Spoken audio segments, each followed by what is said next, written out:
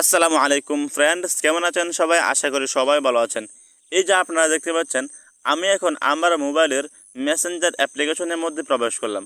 আর Messenger অ্যাপ্লিকেশনের মধ্যে প্রবেশ করার পর এখানে আপনি ভালো করে খেয়াল করে দেখুন, আমার মেসেঞ্জার অ্যাপ্লিকেশনের যে ব্যাকগ্রাউন্ডটা আছে সেই ব্যাকগ্রাউন্ডের মধ্যে আমি এখানে একটা ছবি সেট করে রেখেছি।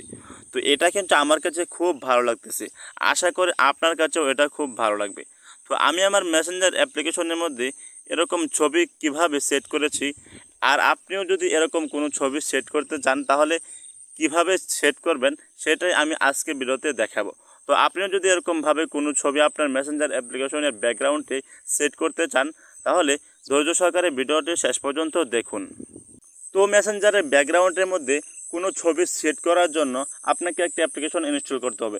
অ্যাপ্লিকেশনটির নাম হলো ডিজিটাল টুলস। আপনি প্লে স্টোরে গিয়ে সার্চ করবেন ডিজিটাল টুলস।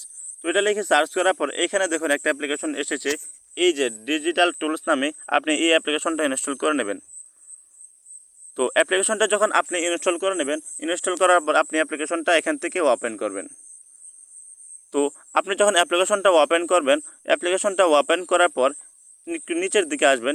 একটু নিচের দিকে আসার পর এখানে দেখুন কারেন্টলি মুকআপ নামক একটা অপশন দেখাচ্ছে। এখানে এর নিচে দেখুন দুইটা অপশন দেখাচ্ছে, একটা হচ্ছে মোবাইলের সিস্টেম, একটা হচ্ছে কম্পিউটার কিংবা ল্যাপটপের সিস্টেম। তো আপনি কি করবেন, এই যে মোবাইলের সিস্টেম যে আছে আপনি এখানে ক্লিক করবেন। তো এখানে ক্লিক করার পর আপনি দেখুন আপনার ফোনে যে গ্যালারিটা আছে সেই গ্যালারিতে আপনাকে এখানে নিয়ে যাবে। তো এখান থেকে আপনি একটা ছবি সিলেক্ট করে নেবেন। তো দেখুন আমি এখন এখান থেকে ছবি সিলেক্ট করে নিলাম। তো দেখুন আপনি যখন এখান থেকে কোনো একটা ছবি সিলেক্ট করে নেবেন, কোনো একটা ছবি সিলেক্ট হয়ে যাওয়ার পর দেখুন এখানে কিন্তু ছবিটা এখানে সিলেক্ট হয়ে গেছে। এখন আপনি এখানে খেয়াল করে দেখুন, এখানে মোকআপ ওভারলি নামক একটা অপশন দেখাচ্ছে। আপনি এই অপশনটা এখান থেকে চালু করে দেবেন। তো দেখুন আমি এখন এই অপশনটা এখান থেকে চালু করে দিয়েছি। তো এই অপশনটা চালু করে দেওয়ার পর আপনি এখানে খেয়াল করে দেখুন, এখানে অপাসিটি নামক একটা অপশন দেখাচ্ছে। এর পাশে দেখুন এই অপাসিটি অপশনটা 10% এখানে দেখাচ্ছে।